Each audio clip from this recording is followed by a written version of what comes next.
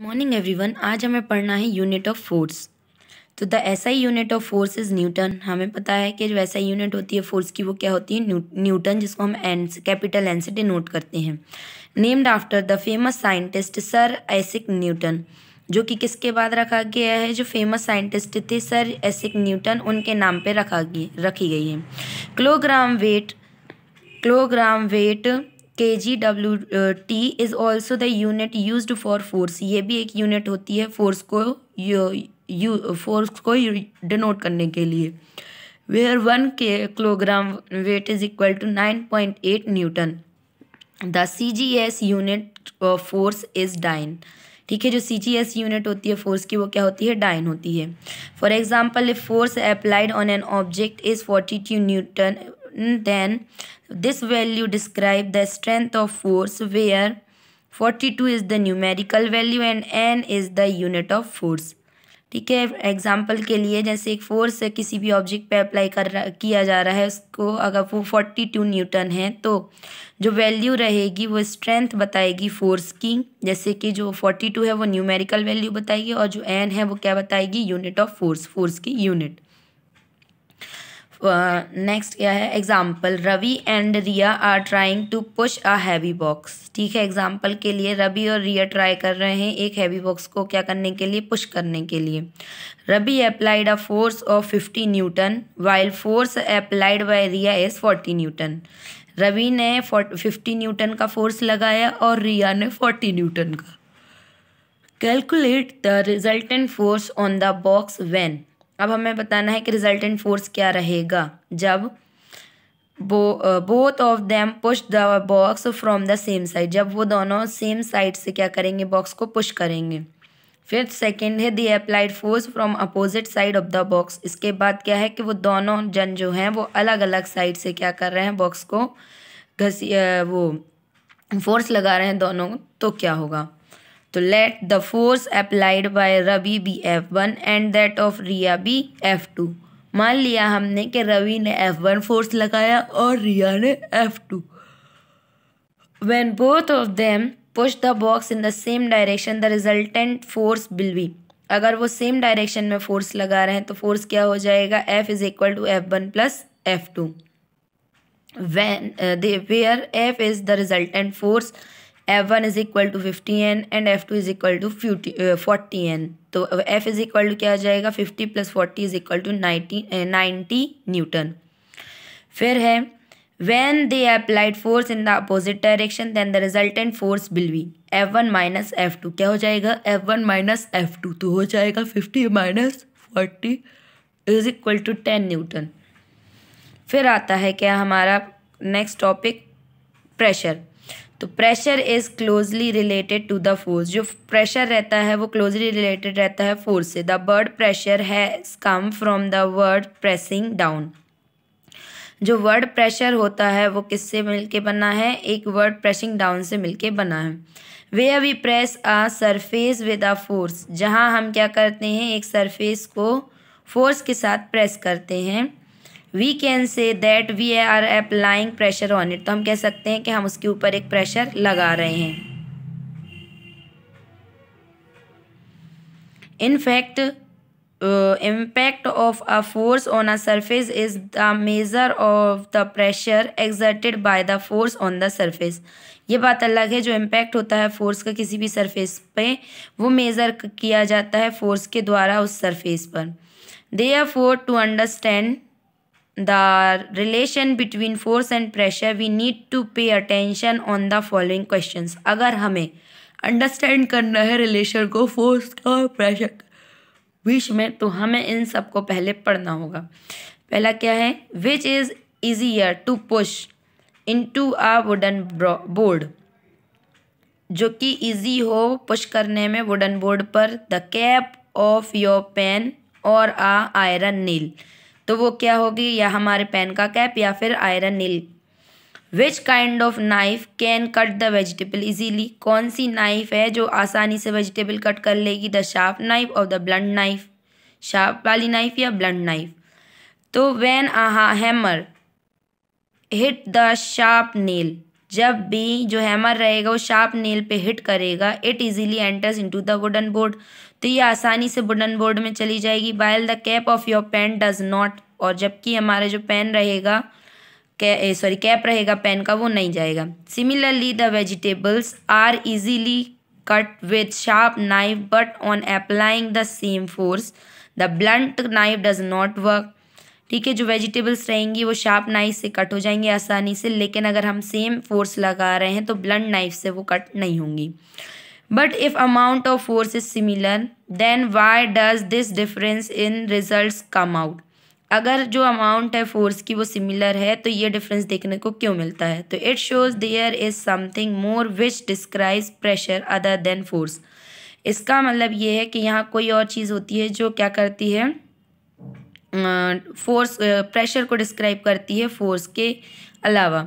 Perform the following activity to find out the answer of the above asked questions. अब हमें क्या करना है, एक्टिविटी परफॉर्म करनी है हमारे सवालों के जवाब को जानने के लिए।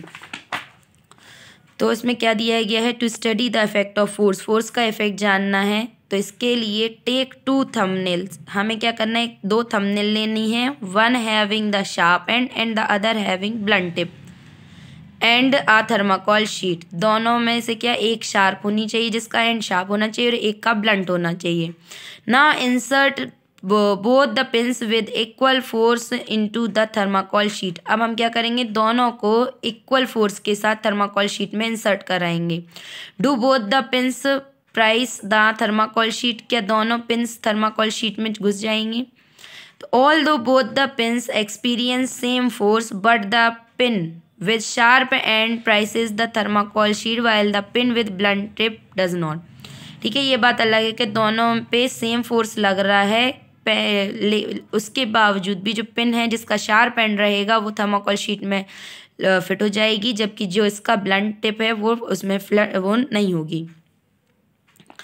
नेक्स्ट फिर क्या आता है, the above activity shows that the effect of force depend on the area over which it is acting. तो हमारे ऊपर की एक्टिविटी हमें ये बताती है कि फोर्स पे मतलब वो बताता है कि फोर्स कितने एरिया पे एक्ट करेगा। This effect of force is measured by the quantity called pressure. इस इफेक्ट को, फोर्स के इस इफेक्ट को एक क्वांटिटी से मेज़र किया जाता है जिसको हम क्या बोलते हैं, pressure. Thus pressure depends on, इसीलिए जो प्रेशर रहता है वो उस पर डिपेंड करता है, द फोर्स अप्लाइड, जो फोर्स लगाया जा रहा है उस पर। The area of contact between the force and the surface on which the force is being applied। जो एरिया है कांटेक्ट का फोर्स के बीच में और सरफेस के बीच में जिसके ऊपर फोर्स लगाया जा रहा है उस पर डिपेंड करता है। Therefore pressure can be defined as the force acting upon a unit area of a surface। तो हम कह सकते हैं कि जो प्रेशर रहता है वो एक फोर्स रहता है जो कि एक यूनिट एरिया और सरफेस के एक यूनिट एरिया पे क्या करता है, एक्ट करता है।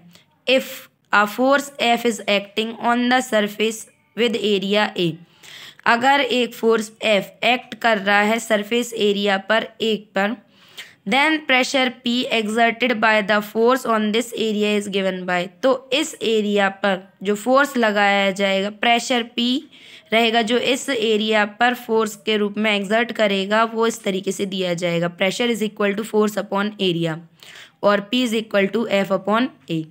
From the above formula it is concluded that, above formula से हमें इतना तो पता चलता है कि pressure is directly proportional to force. जो प्रेशर रहता है वो डायरेक्टली प्रोपोर्शनल रहता है फोर्स के। It means larger the force applied larger will be the pressure exerted and vice versa. इसका मतलब ये है कि अगर हम ज़्यादा फोर्स लगाएंगे तो ज़्यादा प्रेशर एक्सर्ट होगा, और इसका उल्टा भी कि अगर हम कम लगाएंगे तो कम प्रेशर होगा। Pressure is inversely proportional to the area of contact, और जो प्रेशर है वो इन्वर्सली प्रोपोर्शनल होता है किसके, एरिया ऑफ कॉन्टैक्ट के। It means smaller the area of contact larger will be the pressure exerted and vice वर्सा। मतलब कि अगर कम एरिया होगा कॉन्टैक्ट का तो ज़्यादा प्रेशर लगेगा, और नहीं ज़्यादा एरिया होगा तो कम। In the previous activity if you increase the applied force the pin goes deeper into the thermocol. इसकी पहले वाली एक्टिविटी में भी अगर आप ज़्यादा फोर्स लगाएंगे पिन पे तो वो और ज़्यादा गहरी चली जाएगी थर्माकोल शीट में।